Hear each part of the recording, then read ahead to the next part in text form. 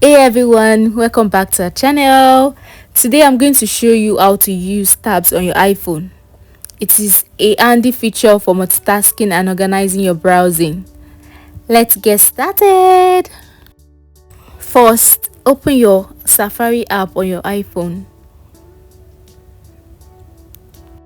Tap on the tabs icon on the bottom right corner, then tap the plus icon to open a new tab.